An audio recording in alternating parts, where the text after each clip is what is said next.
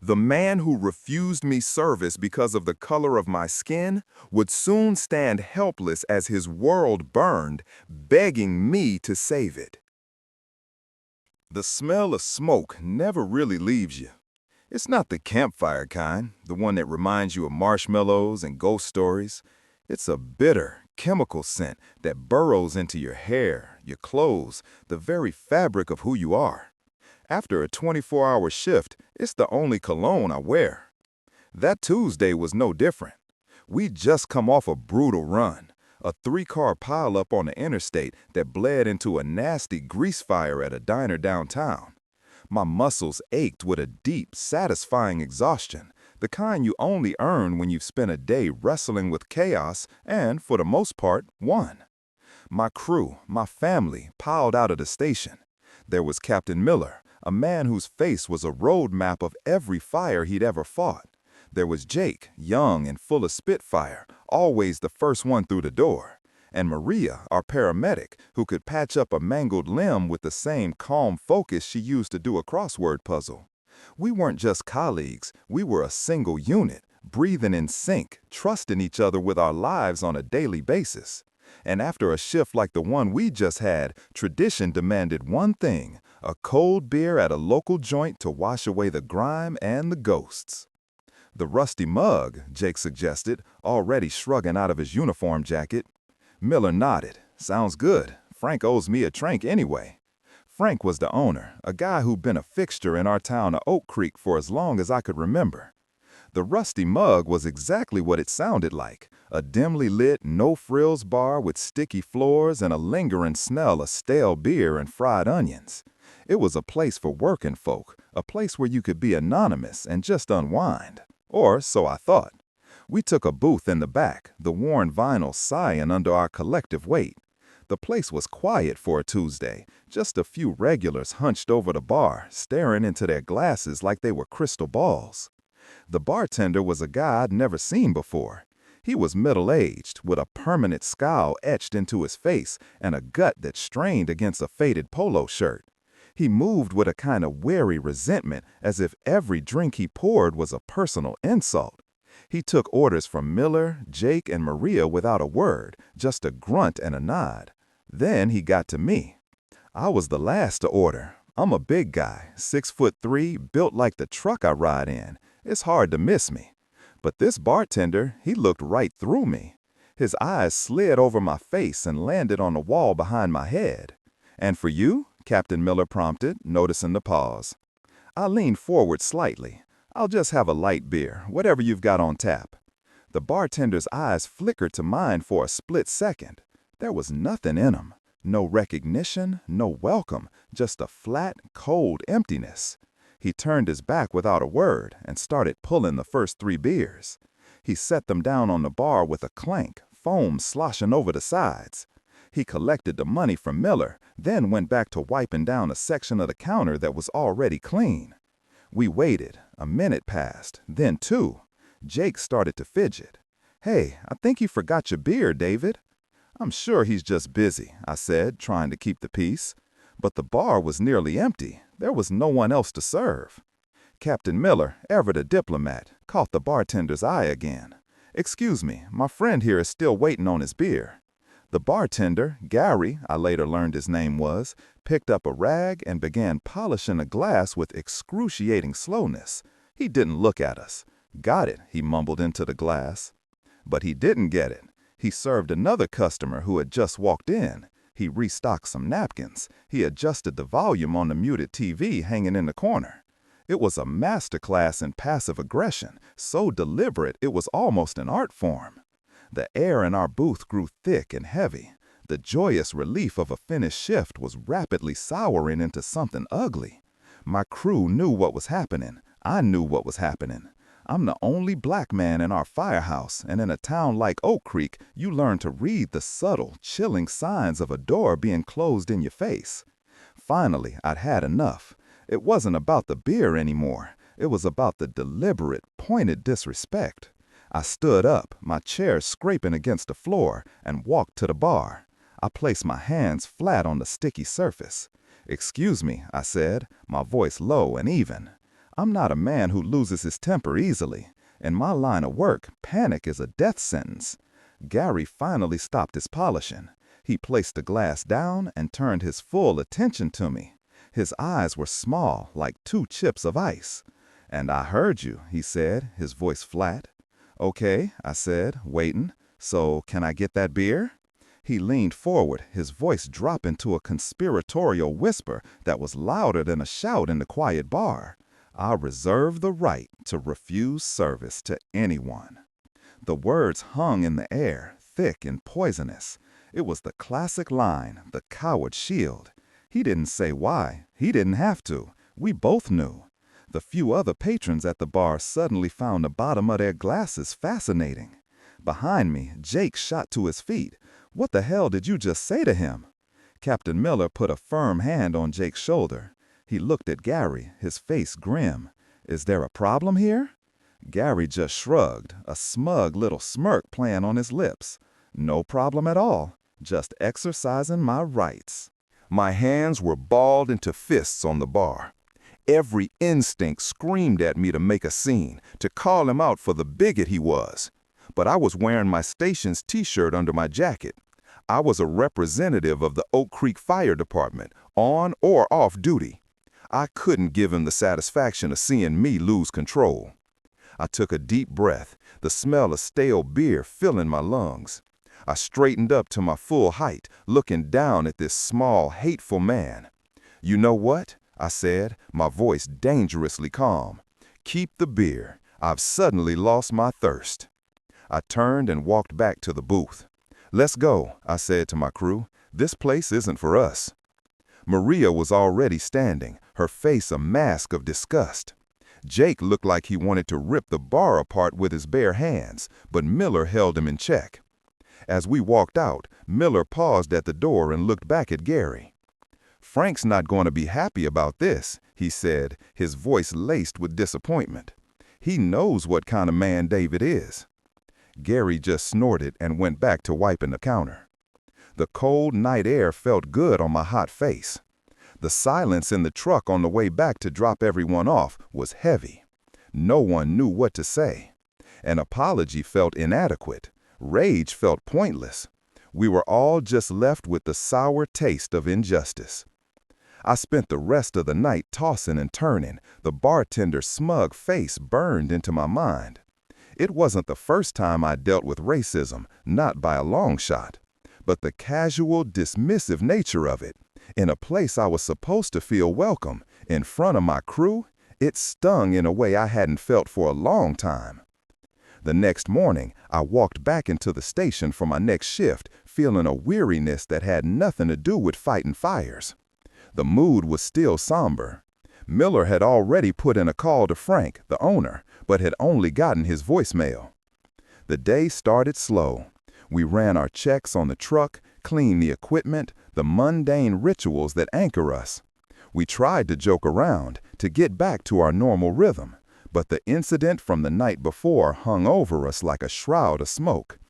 It felt like a line had been drawn, not just in the bar, but in our town. Around 2 p.m., just as I was finishing polishing the chrome on Engine 5, the world exploded in sound. The station alarms blared, a piercing, frantic shriek that shot adrenaline straight into my heart. We were on autopilot, years of training taken over. I was in my turnout gear and on the truck in less than a minute, my mind completely clear, focused only on the task ahead. Captain Miller was in the passenger seat, grabbing the dispatch report as it printed out.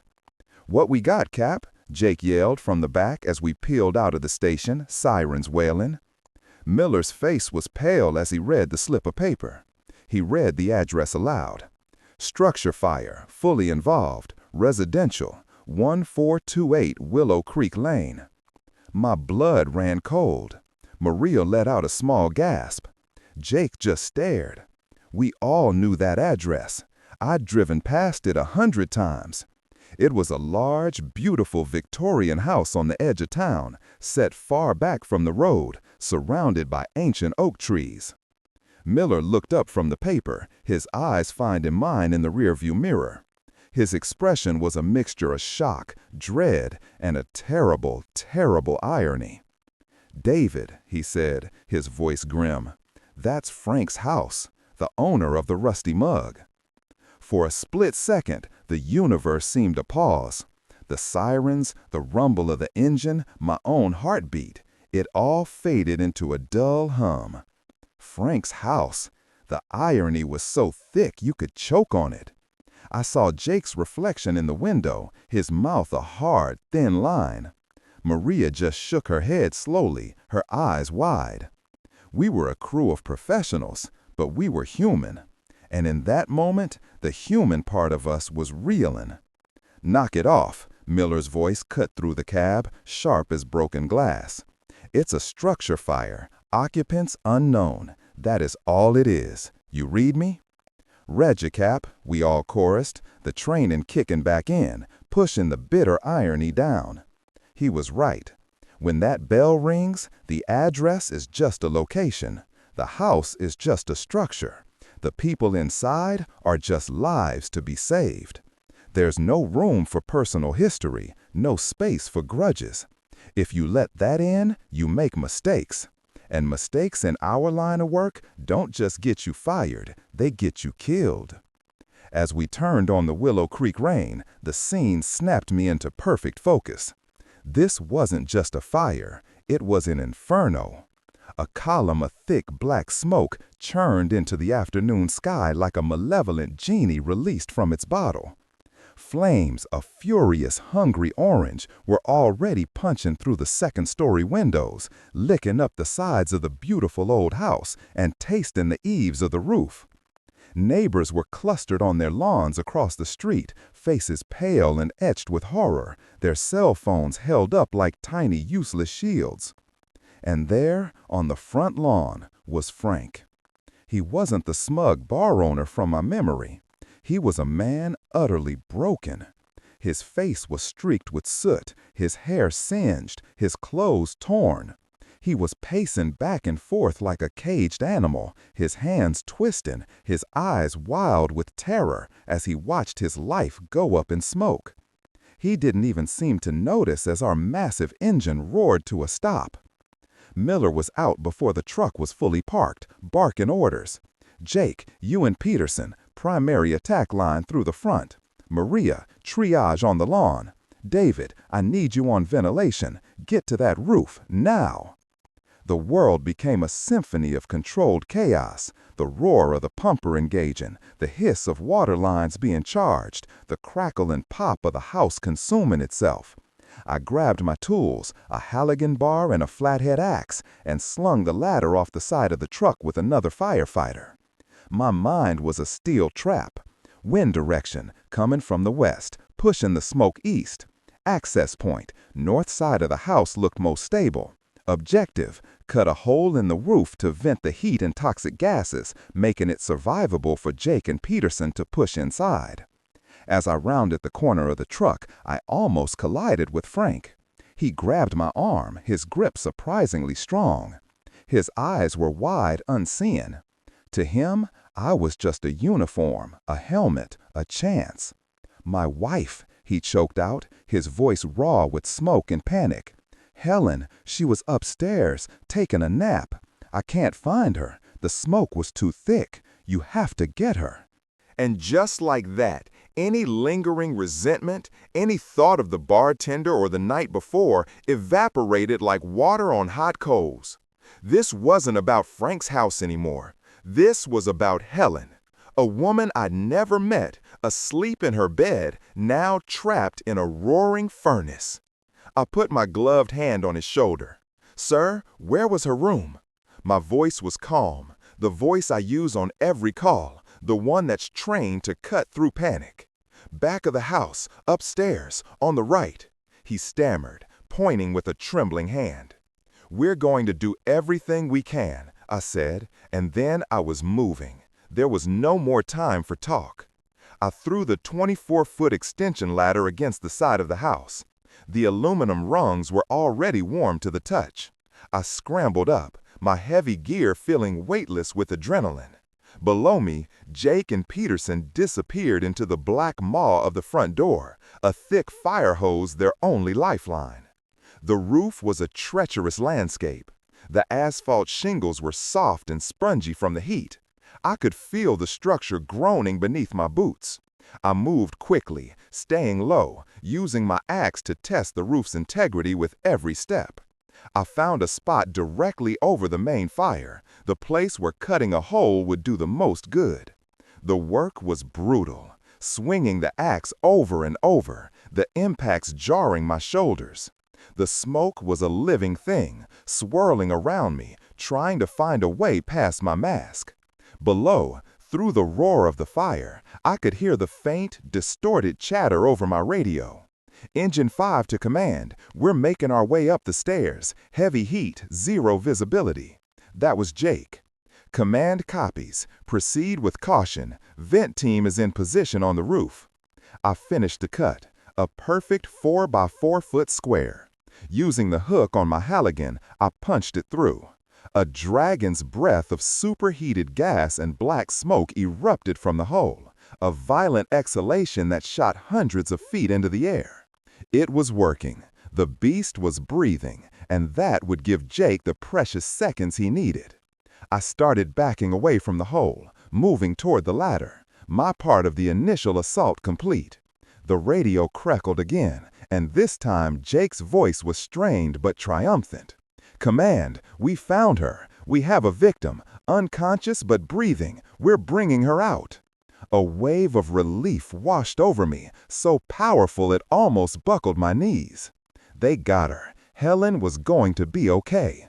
Across the street, I could see the neighbors start to cheer, their relief audible even over the din. Down below, I saw Frank collapse to his knees, his face in his hands. We did it. We were winning. I took one more step back toward the ladder, a sense of deep satisfaction settling in my chest. And then I heard it, a sound no firefighter ever wants to hear. It wasn't the crackle of fire or the groan of straining wood. It was a deep, guttural crack, like the spine of a giant breaking. The roof beneath me didn't just sag, it shattered. The world tilted violently, and the solid surface I was standing on turned to dust and splinters. My triumphant radio call to Miller died in my throat, replaced by a strangled cry.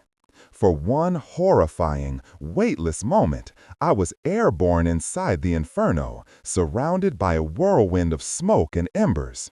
Then, gravity reasserted its brutal claim, and I was falling into the heart of the fire. The fall was a chaotic blur of heat and noise. It felt less like falling and more like being swallowed. My training screamed at me, "Protect your head, stay loose." I hit something solid, a rafter maybe, with a bone-jarring impact that spun me sideways. Then I landed in a heap on what felt like a mattress of burning debris.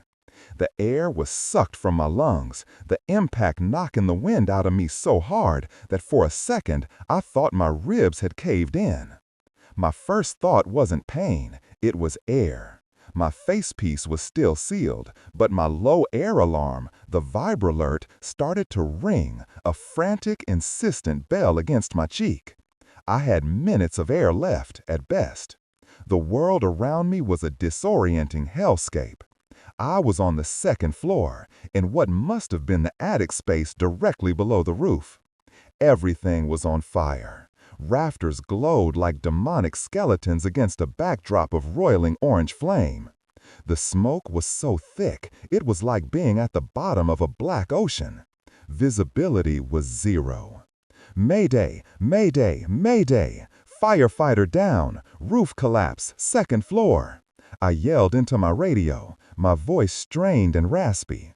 The protocol is ingrained in you until it's instinct. You don't panic. You give your name, your unit, and your last known location. "This is David Peterson, Engine 5. I'm in the attic space, north side." The response was immediate, a chorus of voices acknowledging the mayday. But the voice that cut through was Captain Miller's, stripped of all its usual calm. "David, Talk to me. What's your status? I'm conscious, Cap, disoriented, low on air. I tried to push myself up, and a searing pain shot through my left leg. I looked down. A heavy, charred wooden beam, thick as a telephone pole, was pinning my leg to the floor. I was trapped. My leg is pinned. I can't move. We're coming for you, son. Just hang on. RIT team is on the way in. Miller's voice was a lifeline in the roaring darkness. The Rapid Intervention Team, a crew designated solely to rescue downed firefighters. They were my only hope. Every second felt like a minute. The heat was immense, a physical presence pressing in on me from all sides. My turnout gear was doing its job, protecting me from the worst of the flames, but it felt like I was being slow roasted in an oven. The Vibralert was a constant, terrifying companion, reminding me that my time was running out. I strained against the beam, my muscles screaming in protest, but it wouldn't budge. It was like trying to push over a mountain. Through the crackle of my radio and the roar of the fire, I heard a new sound. It was close. A desperate, hacking cough. It wasn't coming from my radio. It was in the room with me. My heart hammered against my ribs. I angled my headlamp, its beam cutting a weak, pathetic cone through the smoke. The light caught something. A flash of floral fabric. A hand covered in soot. It was a person. I dragged myself forward, ignoring the agony in my leg. About 10 feet away, huddled in a corner where the roof hadn't fully collapsed, was an old woman. Helen. It had to be. She was awake, her eyes wide with terror, a thin nightgown her only protection. She must have woken up during the rescue and, disoriented by the smoke, wandered in the wrong direction, deeper into the house, into the attic. Jake and his partner must have grabbed a pillow or a bundle of blankets, mistaken it for her in the zero visibility. It was a rookie mistake, but one that happens in the chaos of a fire. And now we were both trapped. "Ma'am," I shouted, my voice muffled by my mask. "Stay down, stay low." She just stared at me, paralyzed by fear. I had to get to her. I gave the beam one more fueled, desperate shove, the pain in my legs so white-hot it made my vision swim. It was no use. "Cap," I said into the radio, my breath coming in ragged gasps. "The victim, Helen, she's up here with me. She's alive. She's in the northwest corner. You have to get to her first." There was a moment of stunned silence on the other end. "Copy that, David. We hear you. Get to her first. Hang on. They're almost at the stairs." I looked from the woman back to the beam pinning my leg. My air was getting thinner. I could feel the desperate pull in my lungs. I knew the math. The RIT team had to fight their way up, locate us in a smoke-filled labyrinth, and get us out. They might have time for one of us. An elderly, ungeared civilian was a much more difficult, time-consuming rescue than a firefighter. I was the one with the gear, the training. She was the one who was completely vulnerable. I knew what I had to do. The decision wasn't even a conscious thought. It was a reflex, as natural as breathing. I reached up and fumbled with the regulator on my mask. I twisted it, releasing the seal. A blast of toxic, superheated air hit my face, searing my throat and lungs. I coughed, a deep body-racking spasm, but I got the mask off. Crawling on my belly, dragging my useless leg behind me, I pushed through the debris. Every movement was agony. The heat was blistering on my exposed skin. I reached her, my vision starting to tunnel. She was fading, her eyes fluttering. "You have to take this," I rasped, my voice a broken whisper. I pushed my mask and regulator into her hands, pressing it against her face. "Breathe, you have to breathe." Her eyes focused on mine for a second, a flicker of understanding in the terror. Her hand came up and weakly held the mask in place. I saw her chest rise and fall as she took a breath of clean, life-giving air. My air. For me, the world started to go gray at the edges. The roaring of the fire faded into a distant buzz. I could hear shouting now, muffled, but getting closer. Jake's voice, I thought. "David, Helen, we're here." I tried to call out, to tell them I was here, to tell them to get her out, but my lungs wouldn't work. The smoke was a thick, syrupy poison, and I was drowning in it. My head swam, my limbs felt heavy, like they were filled with lead. My last conscious thought was of the irony. The man whose bartender refused me a beer because of the color of my skin, I was given my last breath to save his wife. I felt strong hands on my shoulders, rolling me over. Through the haze, I saw a face, Jake's, his eyes wide with horror behind his own mask. He was shouting my name, but it sounded like he was a million miles away. Then, darkness. A deep, silent, all-consuming black. The next thing I knew, I was staring at a white ceiling tile. A steady, rhythmic beeping filled my ears. The smell wasn't smoke, it was antiseptic, a hospital. I tried to sit up, but a wave of dizziness and a sharp pain in my chest pushed me back down. My throat felt like I'd swallowed sandpaper. A nurse hurried over. "Take it easy, you're awake, that's good. You're at Oak Creek General. You've been out for almost 2 days." 2 days? The fire felt like it had been 10 minutes ago. I looked down. My left leg was in a massive cast, elevated on a pillow. My hands were bandaged. An oxygen tube was clipped to my nose. I croaked, my voice barely a whisper. "Helen?" "Your crew is fine," she said, her smile warm, "and so is Helen. Thanks to you. You're a hero, you know that?" The word felt hollow. I was just doing my job. Later that day, Captain Miller and the rest of the crew came to visit. They filled in the blanks. How Jake and the RIT team had found us just moments after I passed out. How they'd carried Helen out first, just as I'd instructed, before coming back through a collapsing corridor to drag me from the wreckage. My leg was shattered in 3 places, and I had severe smoke inhalation, but I was alive. Helen was in another room down the hall, weak but expected to make a full recovery. The story was all over the local news. The firefighter who gave up his air, the dramatic rescue. I was uncomfortable with the attention, but I was glad my crew, the real heroes, were getting the recognition they deserved. On the 3rd day, I had an unexpected visitor. Frank, the owner of the Rusty Mug, stood hesitantly in the doorway of my hospital room. He looked older than I remembered, his face gaunt and shadowed. He was holding a crumpled hat in his hands, turning it over and over again. He shuffled into the room and stood by the bed, refusing to meet my eyes. "They told me what you did," he said, his voice thick with emotion. "For Helen. After what happened at my bar." I just looked at him, waiting. "That bartender, Gary," he continued, finally looking at me, his eyes filled with a shame so painful to see. "He's my brother-in-law, my sister's husband.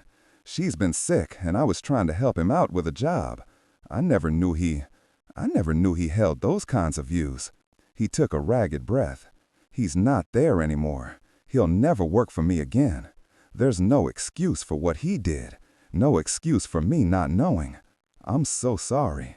It was the apology I'd never expected to get, delivered in a place I'd never expected to be. "The house is gone," he said, his voice dropping to a whisper. "Everything. The insurance will cover some, but it's all gone. Except Helen. You saved her. You saved everything that matters." He looked around the room, then back at me, a strange, determined light in his eyes. "I'm gonna make this right. I owe you more than I can ever repay, but I'm gonna start. I'm gonna rebuild, and when I do, I'm gonna make sure this whole town knows who their hero is." I didn't know what to say. I just nodded. Over the next few weeks, I started my long road to recovery. Physical therapy was hell, learning to walk on my rebuilt leg. But my crew was there every step of the way. Frank was true to his word. He visited me often, keeping me updated on Helen's recovery and his plans to rebuild. He seemed like a man transformed, humbled by the fire that had taken his home, but spared his wife. The town rallied, holding fundraisers for us both. For the first time, I felt a sense of community in Oak Creek that I'd never felt before. It was a strange, bittersweet feeling, born from tragedy. About 6 months later, I was finally cleared for light duty at the station. My legs still ached, and I walked with a slight limp, but it felt incredible to be back in the firehouse, surrounded by the familiar smells and sounds. On my first day back, Captain Miller handed me a thick envelope. "This came for you," he said, a curious look on his face. from Frank's lawyer. I tore it open. Inside was a set of legal documents. I read through the jargon, my eyes widening with each paragraph. Frank hadn't just rebuilt his house. He had used the bulk of his insurance money and his personal savings to purchase the vacant lot next to his property.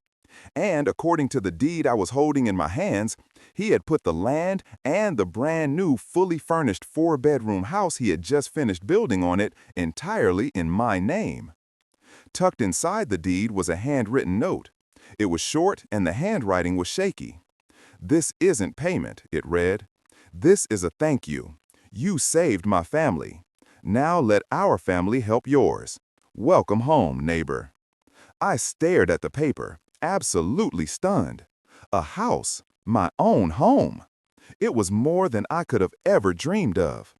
But as I sat there, a cold, unsettling feeling began to creep into the back of my mind. It was all too perfect, too neat. The racist bartender, the fire, the dramatic rescue, and now this grand, life-changing gesture.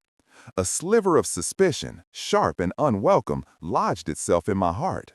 Firefighters develop a sixth sense for things that aren't right, for patterns that don't add up. And the timing of it all, the sheer storybook convenience of it, suddenly felt horribly, terrifyingly wrong. The deed felt heavy in my hands, not with the weight of generosity, but with the weight of an unanswered question. My crew saw the house as a miracle, a perfect Hollywood ending. They slapped me on the back, telling me no one deserved it more. But the firefighter in me, the part trained to look for the source of the smoke, couldn't shake the feeling that something was smoldering beneath the surface of this perfect story. For days I tried to ignore it. I told myself it was survivor's guilt or maybe just a deep-seated cynicism born from seeing too many tragedies. I even drove by the house. It was beautiful, a sturdy craftsman-style home with a wide front porch, nestled among the same ancient oak trees that had shaded Frank's old Victorian. It was a dream. But every time I looked at it, the same nagging question echoed in my mind. Why? The grand gesture felt disproportionate. It felt like penance, not just gratitude. I started digging. It's what we do. When a fire is suspicious, we look for accelerants, for points of origin, for motive. This felt no different. My first stop was the official fire investigation report. As I was still on light duty, I had access to the files. I pulled up the report on the Willow Creek Lane fire, my heart thumping a nervous rhythm against my ribs. I scrolled through the technical data, response times, water pressure, crew assignments. It was all standard. Then I got to the cause and origin section. The official finding was undetermined, likely accidental, possibly electrical. That was common in fires with that much destruction. The evidence is often destroyed. But tucked away in the investigator's notes was a single sentence that made the hair on my arm stand up. Significant charring patterns on the floor joists in the basement, inconsistent with the main fire's progression. Possible secondary point of origin. Evidence inconclusive due to extensive water damage and collapse. A secondary point of origin. That meant the fire could have started in two places at once. That wasn't accidental. That was arson. My mind started racing. Why would Frank burn down his own house? Insurance fraud was the obvious answer, but according to his lawyer and the public record, he had been underinsured, not overinsured. The payout hadn't come close to covering the value of the home and its contents, so it wasn't for money. What else could it be? The next piece of the puzzle came from a casual conversation with Maria. We were cleaning out the medical supplies in the ambulance, and I mentioned how lucky it was that Jake and his partner had found Helen so quickly, even if they'd made a mistake. Maria stopped what she was doing. Lucky? David, it wasn't luck. It was that bartender, Gary. He was there. I stared at her. What are you talking about? He was at the bar. No, she said, shaking her head. When we pulled up, before you went for the roof, I saw him. He was with Frank on the lawn. He was the one screaming that Helen was in the back bedroom. He was pointing, directing them. I just assumed he lived nearby and came to help. My blood ran cold. Gary, the man who had refused me service, the man Frank had supposedly fired and disowned. Why was he there, on the scene, directing the rescue to the exact location where they would find a bundle of blankets instead of a person? Why was he there, while Helen, the real victim, was wandering into the attic? It was all starting to click into place, forming a picture so ugly and twisted it made me feel sick. I had to talk to Frank. Not Frank the grieving homeowner, but Frank the man with the secret. I drove to the small apartment he and Helen were renting while their new house, my new house, was being built. I found him on the porch, staring into the distance. I didn't waste any time. "The fire was arson, wasn't it, Frank?" I said, my voice flat. He didn't look surprised. He just sagged, the fight going out of him completely. He nodded, a slow, weary motion. "Sit down, David," he said, his voice barely a whisper. I remained standing. "Tell me everything." And he did. The story that tumbled out was one of desperation, not greed. Frank wasn't just losing his business, he was losing everything. The rusty mug was failing, drowning in debt. He was months behind on the mortgage for his house, a house that had been in Helen's family for generations. The bank was days away from foreclosing. He was facing total ruin, and he was too proud and too ashamed to tell his wife. "So you decided to burn it all down," I said, the disgust thick in my voice. "It was Gary's idea," he whispered, his eyes pleading with me to understand. "He said it was the only way. A small, manageable fire in the basement. Just enough damage to get an insurance check to pay off the most urgent debts, buy us some time. He said he knew how to do it, make it look like an old wiring issue. No one was supposed to get hurt. Helen was supposed to be out of the house, shopping with her sister. But Helen's sister had canceled. Helen had a headache and decided to lie down. Frank, in a panic when he saw her car was still there, had tried to put the fire out himself, but it was already too late. The old dry wood of the house had gone up like a tinderbox. The fire had raged out of control far faster than they could have ever imagined. Gary was trying to get your crew to the wrong room, I realized, the horror of it dawning on me. He was trying to delay you from finding her. Frank started to sob, his body shaking. No, you don't understand. He panicked. We both did. He was trying to get you guys to where he thought she was, but in the chaos, he got it wrong. When we realized Helen was still inside, it was a nightmare. I thought I had killed my wife. And then came the final, devastating piece. The reason for the house, the reason for the land, the reason for this overwhelming, suffocating generosity.